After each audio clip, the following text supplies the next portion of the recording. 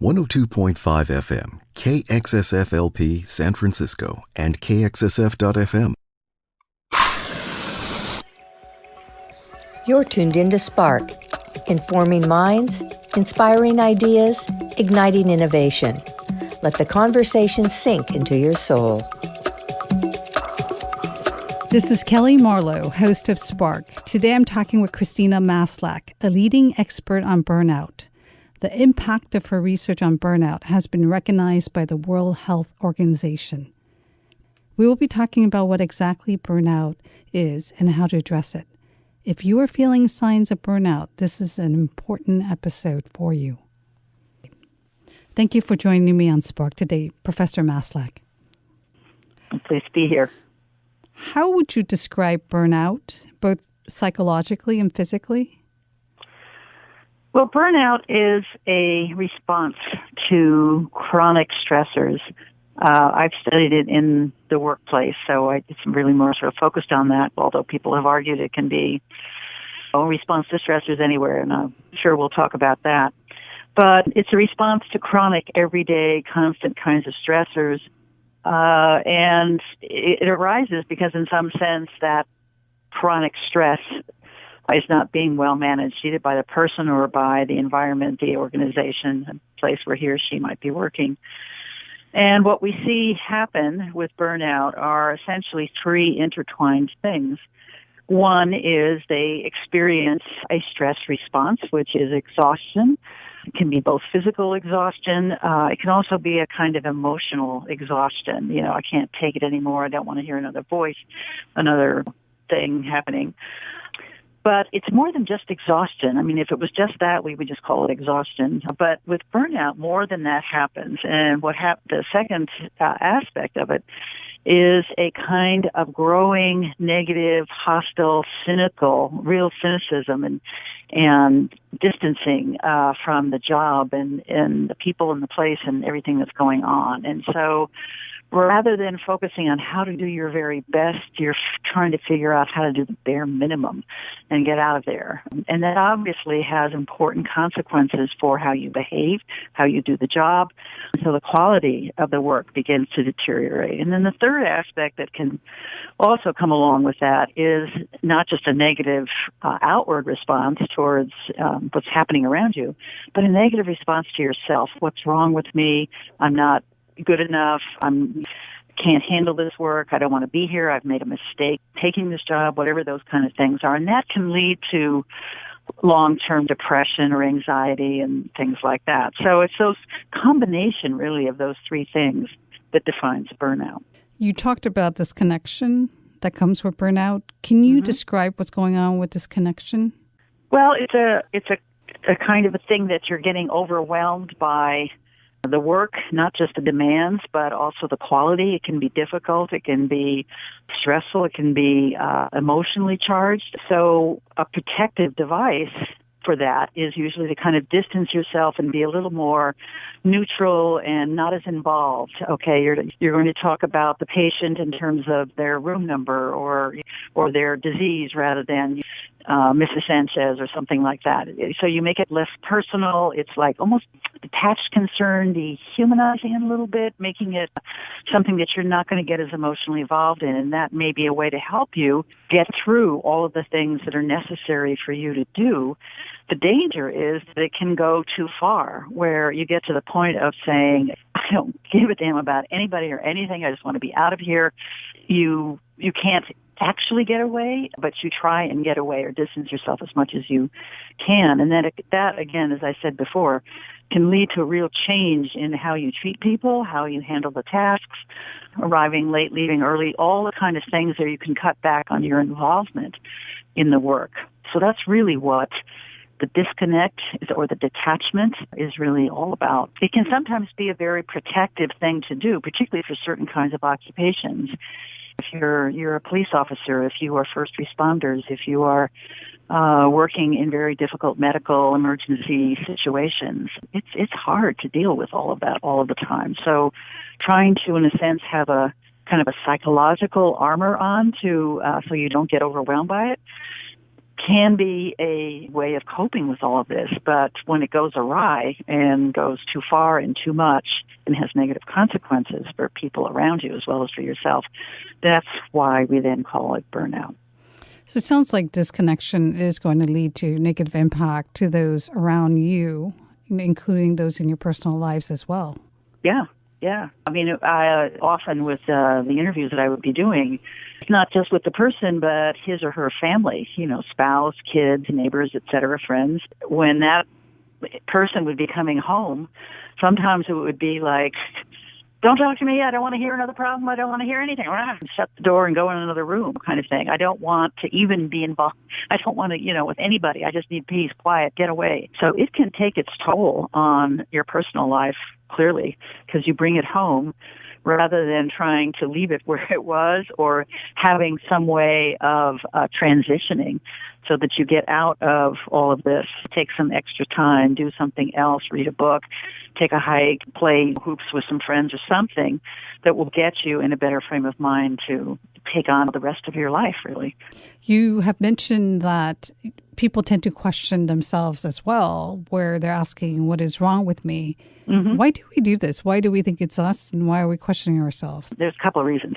One main one is that for a variety of reasons, people keep viewing this as some kind of a health condition, a medical disease. It's like instead of having a cold or having COVID or having the measles, you have burnout. And they talk about diagnosing it and symptoms for it and treatment for it and all this kind of thing. The World Health Organization, when it's defined the burnout last year as an official recognition, they call it an occupational phenomenon and said it is not a medical disease and shouldn't be treated like that. So once you have it, people start thinking of it as a disease and it's inside the individual. So it must be something about me. So that's, I think, one kind of thing. And a lot of people also, in viewing it that way, are likely to point the finger. Well, what's wrong with you that you can't handle it? I can see other people who aren't experiencing it, so it must be you. That's another part of it. So we have a lot of individual kind of thing where we're focusing on what's wrong with that person and treat that person, rather than taking a sort of, in a sense, a more epidemiological kind of thing and saying, if we're seeing lots of people coming down with this kind of experience, what's going on in that environment that's leading them all to have these kind of problems?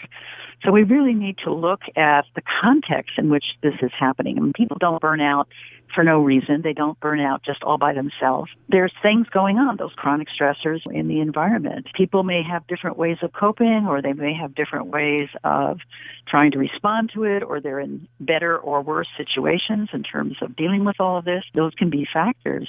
So I'm not saying the person has nothing to do with it. Of course they do. But to blame oneself, there's a lot of things in the world around you that can help point the finger, and you end up doing it yourself as well and saying, if it's not working well, then I'm to blame and I have to fix it, or I have to get out of here, or it's only up to me. It's very individualistic kind of approach, which is very American, I must say.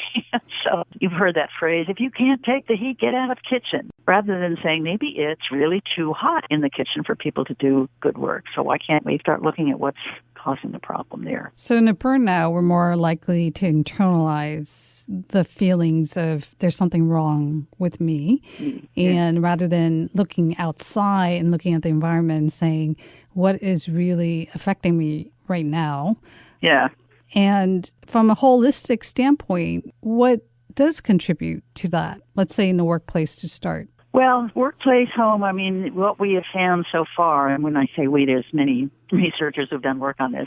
But what we have found is that there is at least 6 areas or domains in which the notion of a better or worse fit between the person and the environment is really critical. And when the fit is poor and is really not working well, there's not a good fit between the person and the job, you're going to see a greater risk of burnout. It's not that it has to be perfect match, not at all, but the worse it gets in any one or more of those 6 domains, we see real problems with people dealing with burnout down the road. My sense is part of it is we need to be looking at those 6 areas wherever we are and trying to find which of those seems to be doing okay, and where could we actually think about making some kinds of changes. That would be one thing, I think, to make it clear that it's not just me or just an individual. But it also would open up, I think, and this is another important point, open up a realization that you're not alone in this. It used to be there was such a stigma about burnout.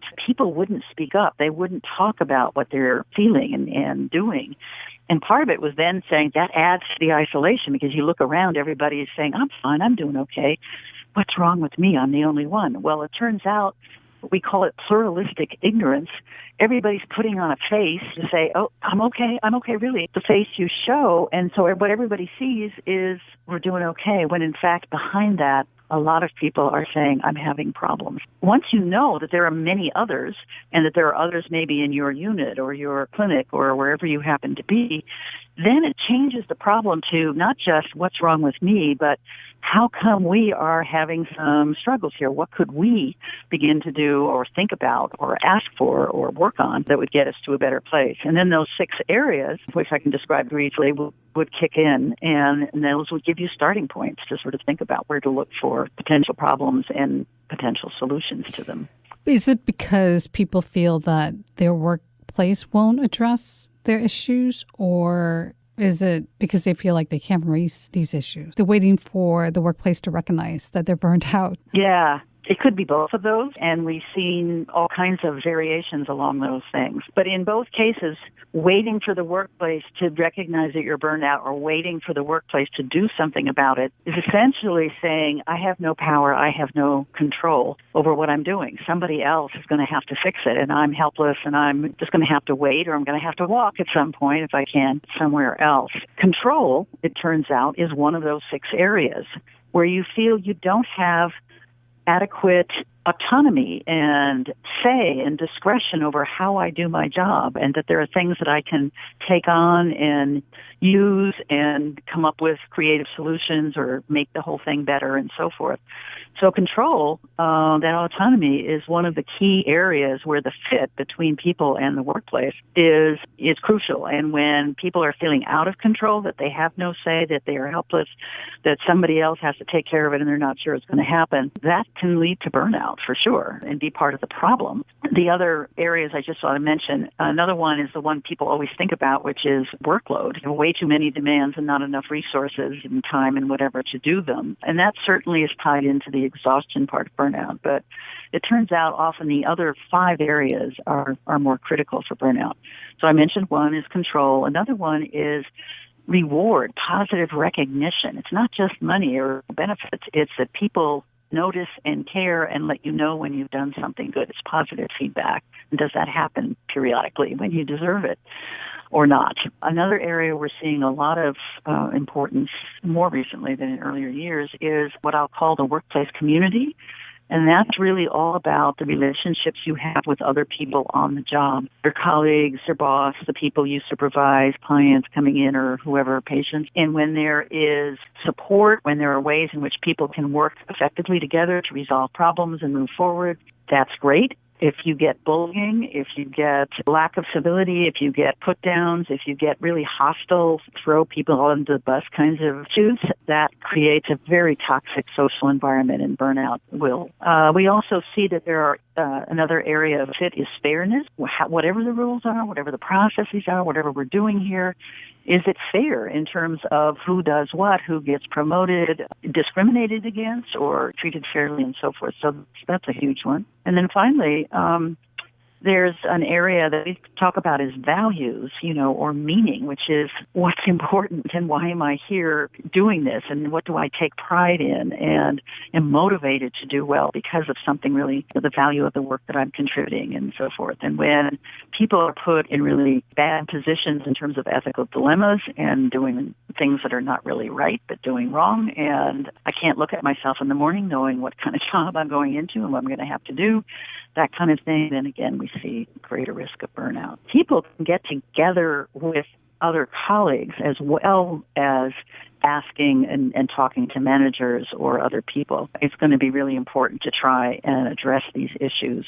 more collaboratively in terms of getting some positive change. So what you're saying is that if it's a workplace issue, The best way to identify it is to talk openly with others there to see whether other people are experiencing the same concerns. Yeah. And hopefully from there you can raise those concerns and shift the pressure that you're feeling because it's coming from the workplace, and the workplace has to make those changes. Yeah, but it's a person job fit, so it still means you have to be a partner in this, and in the sense of it's not either or, which is I think what people often say: is it the job or the workplace, or is it the person? And it's really not either or; it's both. So when you are able to have better conversations with colleagues that you trust enough that you can talk, and as opposed to they're going to put you down if you say you're having any issues or problems or struggling or whatever. When you do that, you may in fact learn that they're doing something a little bit better than you, or they have some other kind of strategy that works more effectively,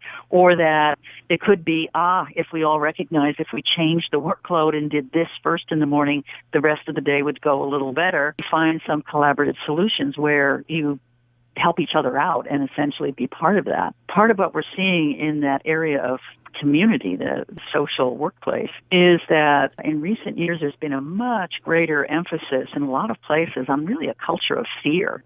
People say, I wouldn't dare speak up. I wouldn't, say anything to anybody like that. I'm sort of stuck on this problem and I really want to sort of just talk to somebody and see if we can kind of figure out something, because they're going to put me down. They're going to say, hey, you're not so good. You're not so smart. What's wrong with you? And you're damaged goods, kind of. So people are, again, keeping a lot of this hidden in some sense, which makes them feel isolated rather than being in an environment where they feel, I know other people. I trust them. They trust me. They'll have my back. I'll have theirs. We can work together to whatever the problems are and sort of figure something out. If you're working in an environment where you're afraid to show anything less than 100% or 150%, that's going to stifle that kind of community, that kind of positive feedback and constructive feedback, a lot of those kind of things. It sounds like you have to be really good at drawing boundaries. Sure, absolutely. One of the things we're hearing often from people who are doing better at coping with some of these stressors than others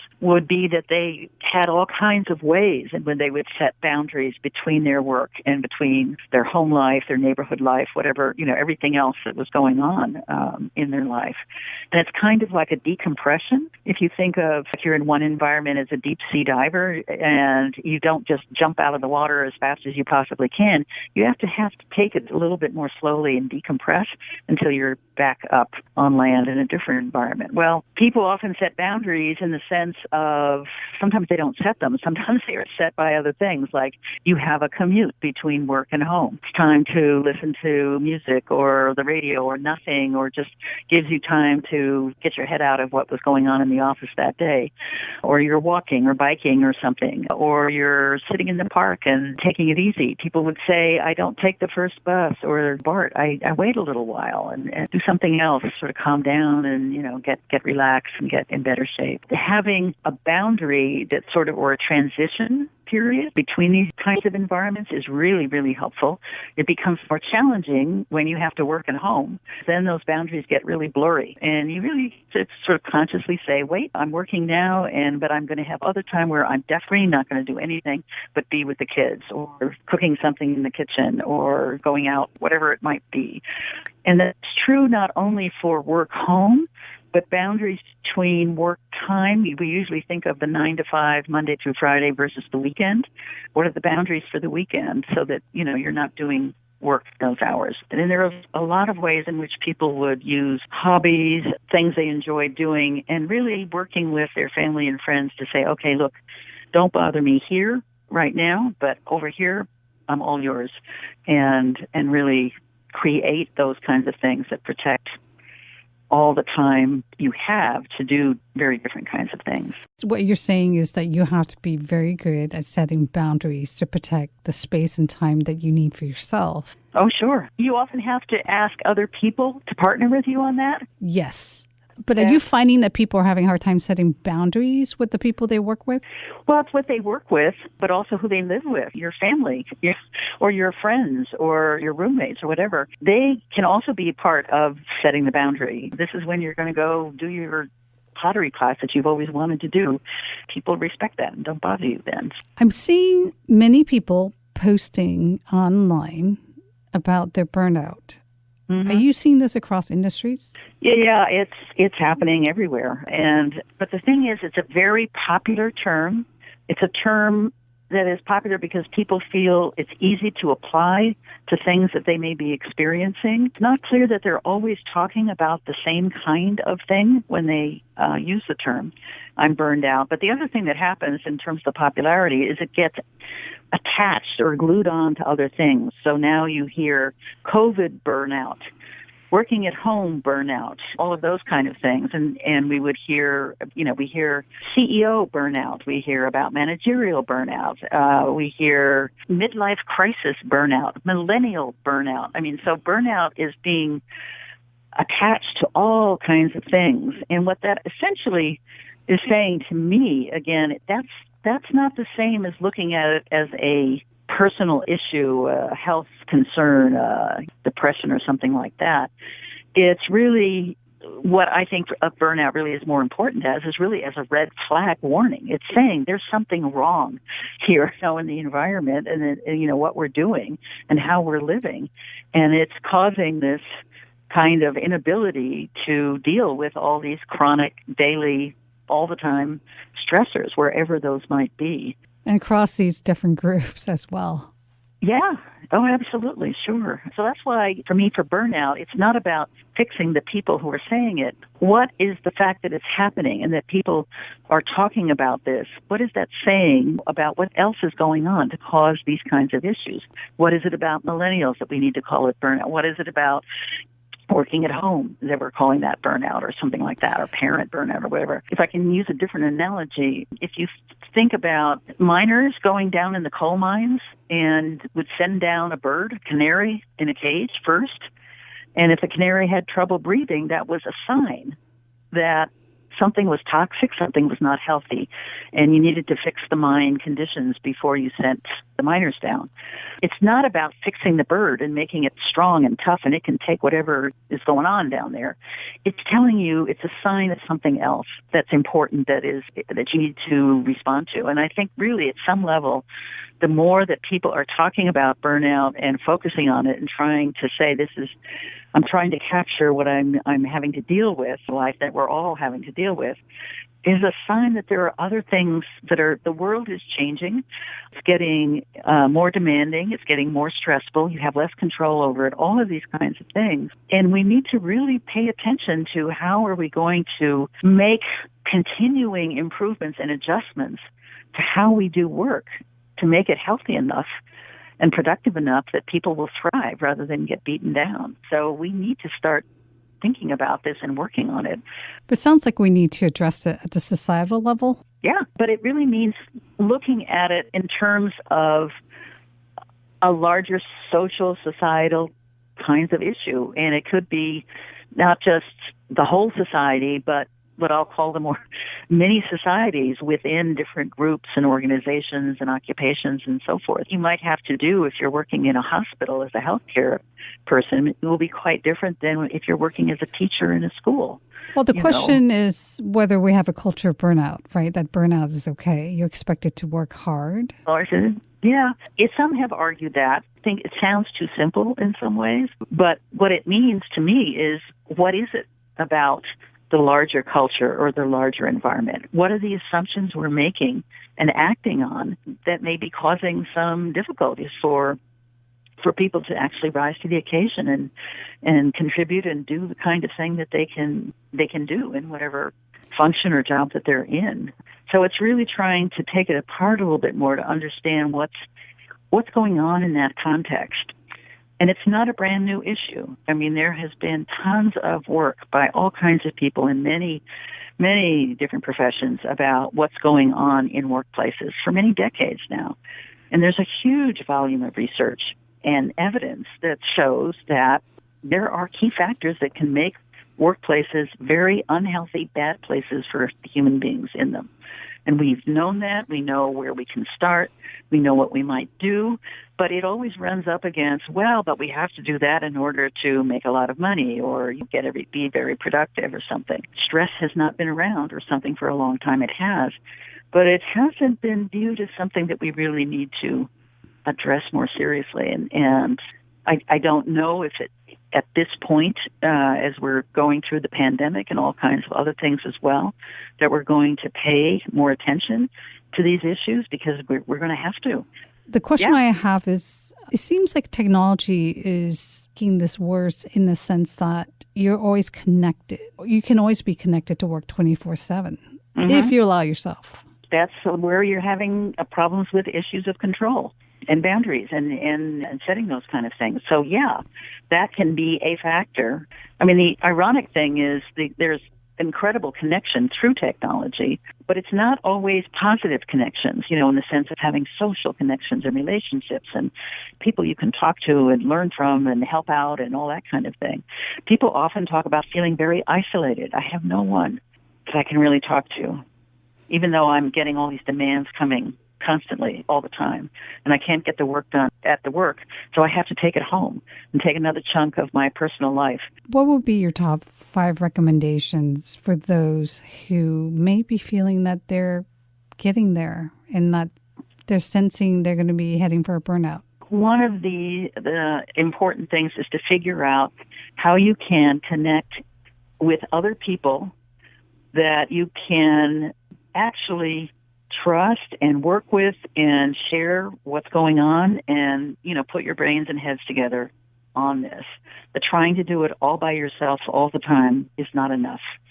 I mean, yes, you can do things to try and keep yourself getting enough sleep and eating well and staying healthy and, all of those kinds of things. You're going to need other people in the workplace, in your occupation, good friends, mentors, etc., to really put some of these issues on the table and sort of figure out where can we go from here to make things a little bit better? What are some of the little steps that we can take? And they're often, because these are chronic issues, these are, things where you have to deal with the fact that this is there all the time, and you're going to need other people. So that collaborating, if I can say that, is really going to be a crucial kind of thing. A second thing I would say is that as you collaborate and try and talk with others and get whatever kind of informal groups or formal or whatever, how do we make some improvements here? How can we change things given what we're dealing with now? The other thing is to customize and make it your own. People are always looking for a solution that's a best practice, and if we just do that, everything will be fine. Well, as I said before, the best practice for education might be very different than the same best practice in healthcare. You have to adjust it and make it fit, make it work again in terms of the fit between people and the job. Third thing I would say is keeping at it and not giving up after maybe the first one doesn't work so well. There's a way in which there has to be a commitment to say, we've identified a couple of problems. Where will we begin? What will be the first one? What will we need to do? And let's keep going until we've got this thing wrestled to the ground and it's a better situation. Thank you for sharing your expertise and joining me on Spark, Professor Maslach. Thank you. I've enjoyed talking with you.